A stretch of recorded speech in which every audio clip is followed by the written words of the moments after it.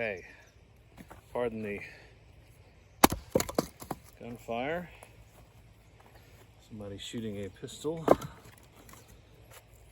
near here.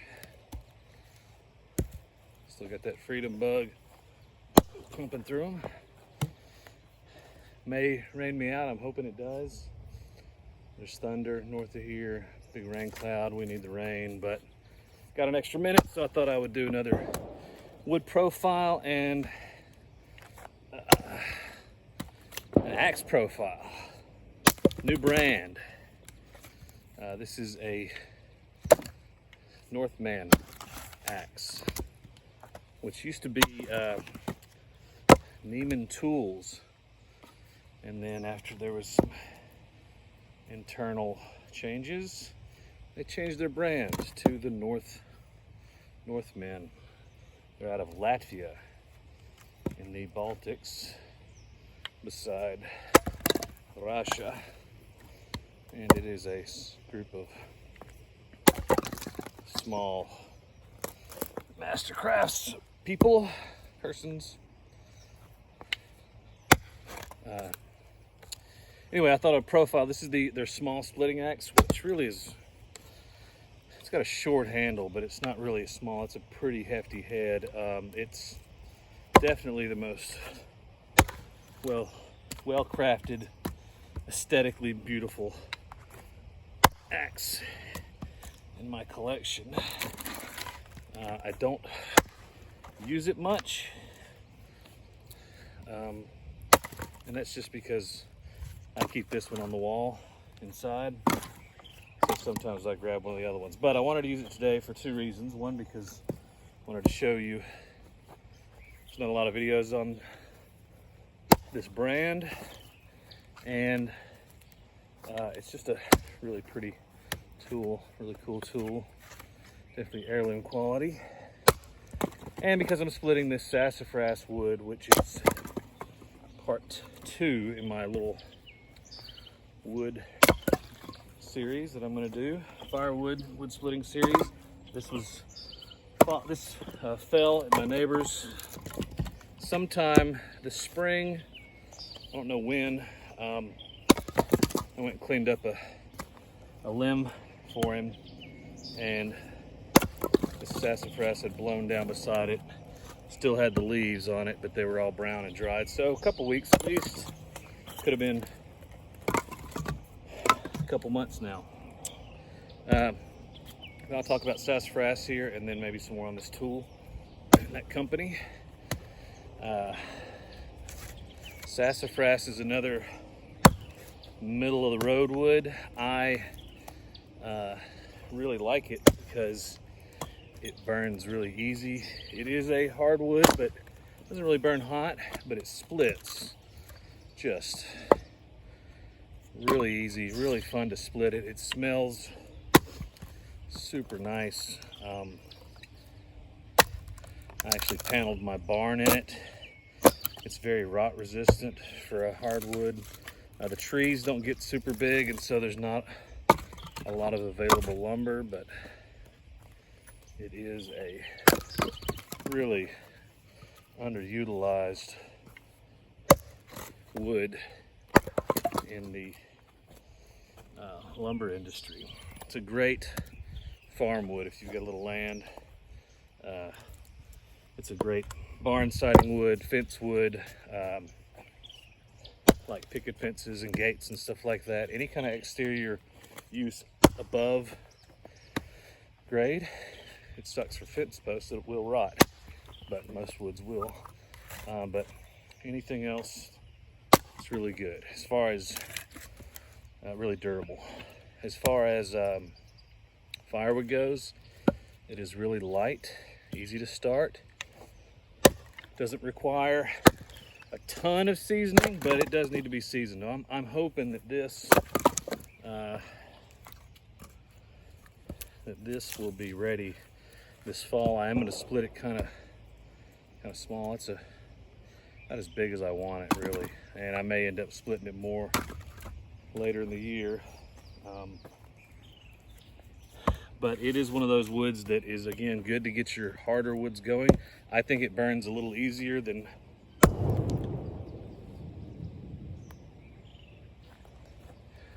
that was my axe that time. Yeah, that's right. I think it burns a little easier than Hackberry. Probably more like a yellow poplar or really light wood, but it burns hotter than that. So it is just a great kindling wood or a starter wood, and it does smell very nice, very fragrant. Definitely what I would consider an aromatic firewood. And I will sometimes use it in the late summer when the bugs are still really active, like mosquitoes and flies and stuff, where I don't necessarily want a hot fire.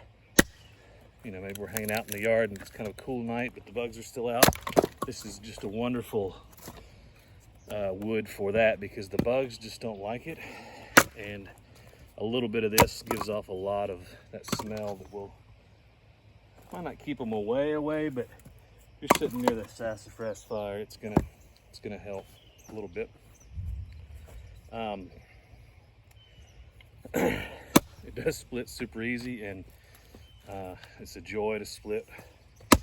I'm not swinging very hard. This is a pretty extreme profile axe, meaning that it goes from, I mean, this is razor sharp. I could probably just strop it and pop hairs, but it's a very sharp axe, and it has a very steep transition, steep wedge, which is what makes it so good at splitting. It's also got some, this plate back here is added for weight, and it's kind of forward heavy, so split's really good. It's really fun to use on this kind of stuff. This axe is one of those that is, you know, you can one-hand it pretty readily. Two-hand, you can put full power swings, obviously, too. Yeah, so that's sassafras. I never turn it down. And that's the Northmen small splitting axe, or just the splitting axe. They've got a big one that I want to get my hands on. Probably need to reach out and put an order in. They've got a pretty long wait line, at least last time I talked to them. I actually used to work on the side for those guys, doing some stuff for them in the US, helping out with some of those orders and logistics, and went over there and got to meet the team, and there was a whole like a work picnic, and they have craftsmen and women from all over Eastern Europe, kind of a guild or a collective of people that they make these tools, source as much local material as they can, really put a lot of pride in it, and stand by their quality.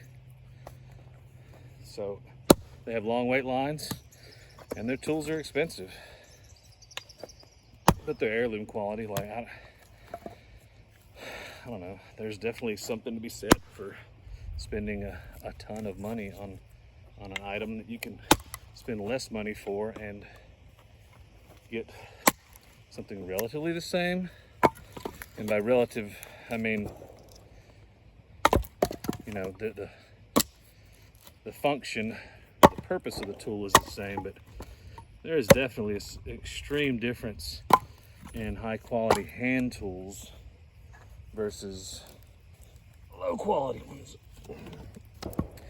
And I think the Northmen tools are as good as it gets. I've got a couple of their knives. I've got a couple of their axes. I'll show you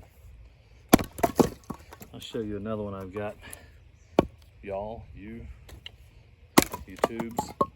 Another one I've got on down the road one day.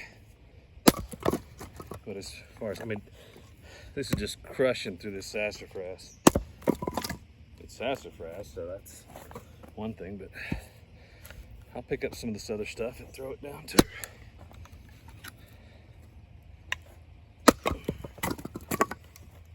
Smells good. Smells like root beer.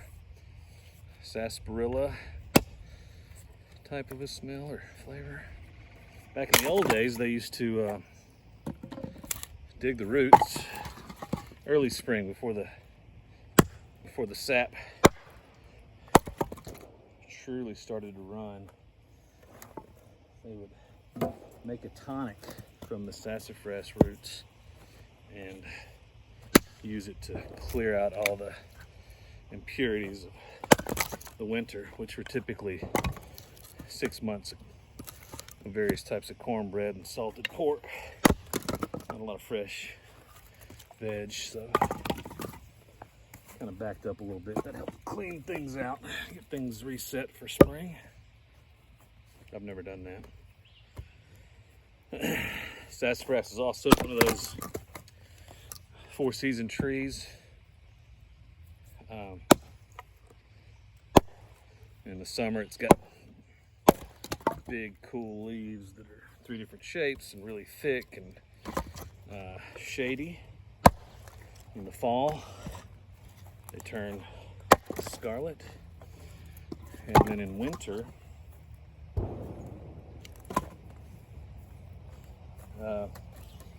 they turn, so the leaves drop, but the profile of the tree kind of looks like a cactus.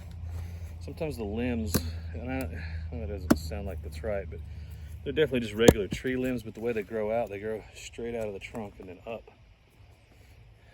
Not a lot of trees around here do that. So they kind of got a neat winter profile. And if you're driving down the road, you can always tell when there's a few sassafras in the fence line because of the odd profile against the horizon.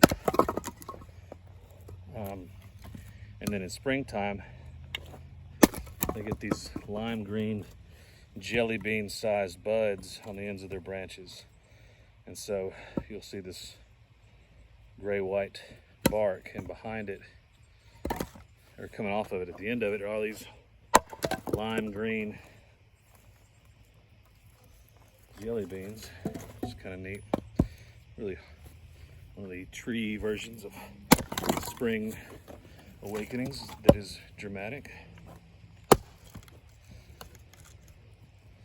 So I love the sassafras tree. I do have a few of those on my little property. I would love it if I had 100 acres of them. Another neat thing about them is they grow in a colony. They're a colony plant.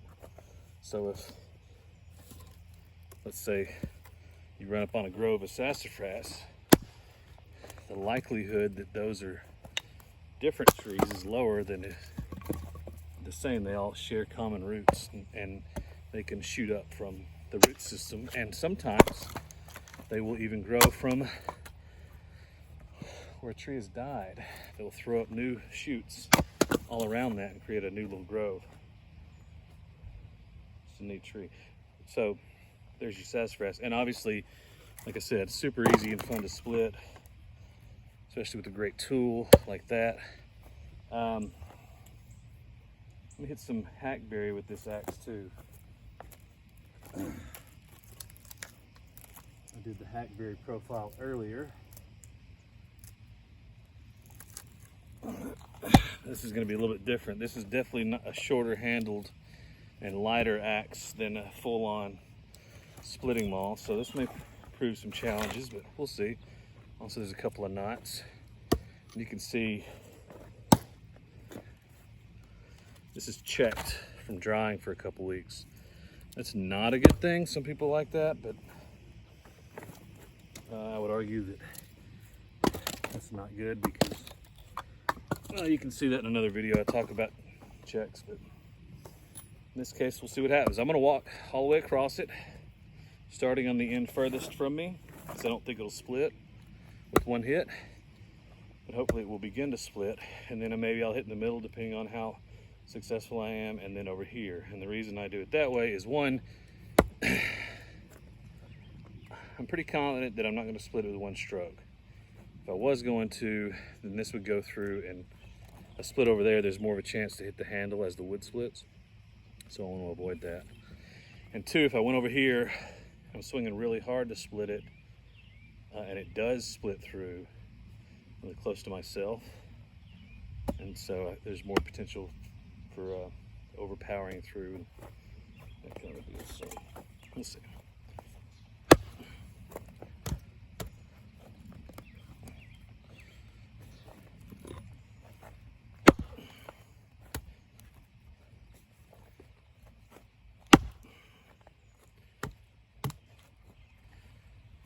A little spongy. Hackberry can be that way.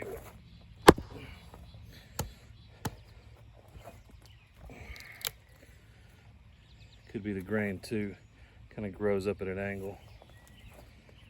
You can also shave off on hackberry, and all woods actually. I don't like doing it that way as much, but sometimes you have to.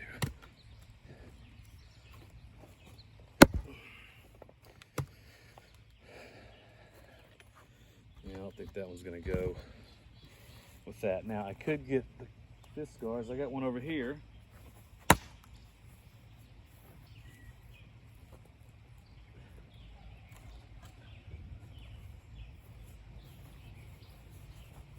Like $50, unbreakable handle.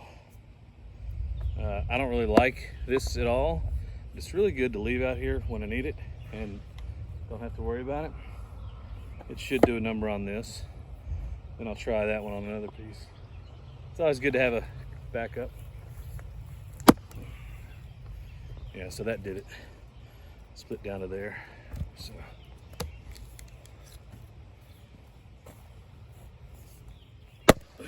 One thing when you're switching from one tool to another one, you always want to put your new tool on the block. And here's why. Got my wood I'm splitting here. Go down through it. All right, I'm way over there. No problem. So I'll reset and split again. But I want to go back to this other tool that is better for my hands. It's nicer to use.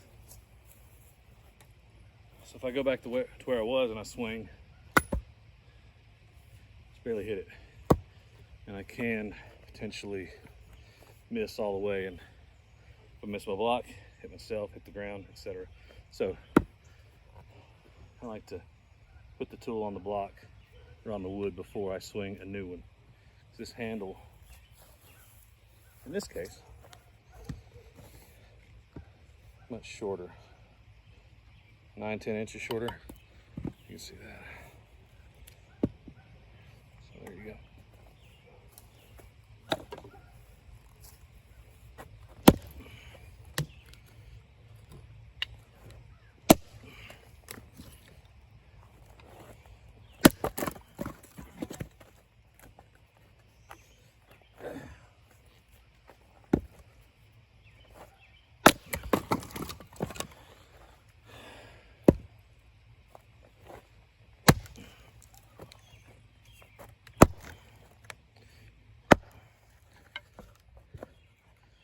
A funk in the grain there. That's why that one's not going so clean. It's okay.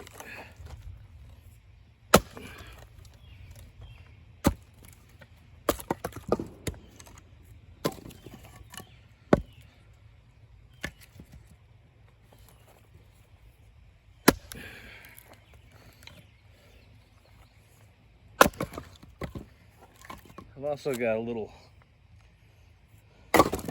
hard maple here. Not much. Most of it's pretty small. But I'll put that on there too and show you.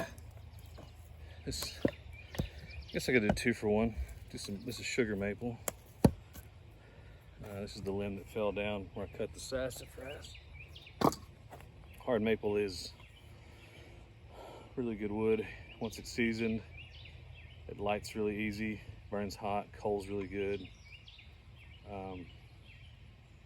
I really don't ever turn it down either. Split's really easy too. And this may seem like a small piece to split, but with this is some more wood that I'm hoping to get seasoned by this fall. And so if I can't wrap my fingers around it, I'm going to split it, because that will dry twice as fast than if it was solid.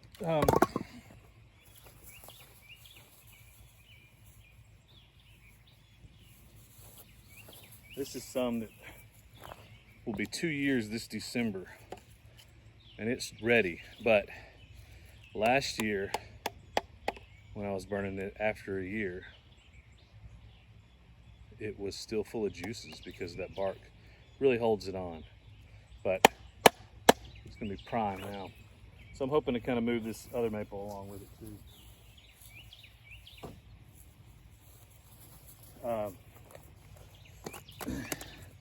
So even though these pieces are small,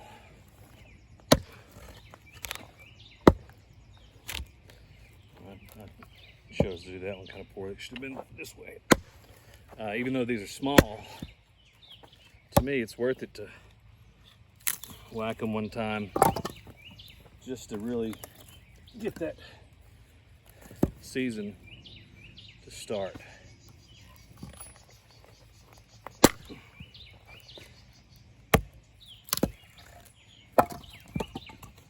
Little knot in this one right there. I'm gonna go right at it though. That's where I split it out some. Got a bigger piece here, actually.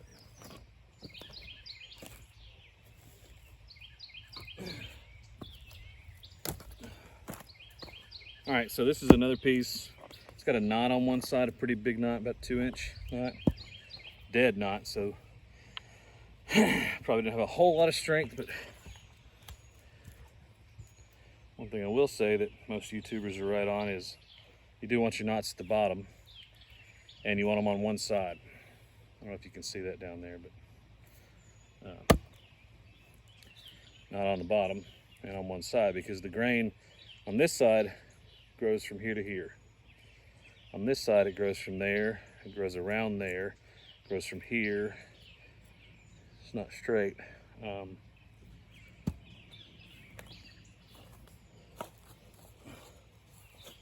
Some woods it doesn't matter as much. Sassafras is pretty easy, but see how there's a big curve in the grains every time they hit a knot. Almost all trees are just like that. Here's a great example. These fibers grow here, turn and go there. So when you hit it with the axe, if you hit it from this side to split, all your power goes down to about right there and stops. Maybe if it's easy to split, it'll split that piece off. But a lot of times it'll go right there and stop. Probably won't even go all the way down there, but the energy from your stroke will go somewhere and dissipate on that. Turn it around. And so what that means, before we turn it around, is that the rest of this, you know, let's say this is a 14-inch piece or so. So we got about 9 inches of holding wood and 3 inches of split wood. Well, that may hold on to this a lot more. Now if we turn it and we strike here, that power goes all the way down here, doesn't stop until it begins to hit these fibers. Well, there's only this much holding on, so that's much more easily going to pop away. Then if you take it to the side where there's not a knot, it can cleave all the way through or pull it all the way apart. Sometimes it's really, that's almost flat. Such a good split, but that was also a dead knot. So on this one, we got a knot over here. Try to knock it in half that way, and then I'll probably split that one again, or I may not, I don't know. You can also kind of go around the knot, but it's better to get the pressure off the round first. Super easy, because all those are straight. A couple of ripples in there. Maple's a very ripply tree. Curly maple is a thing. That's just where limbs and stuff are, stress, crotches in the wood.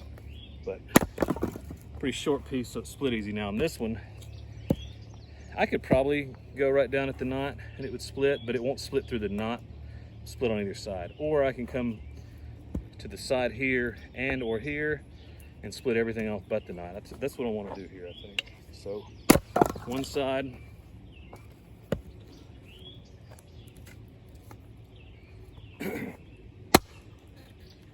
the other side. Caught the knot a little bit more, but barely.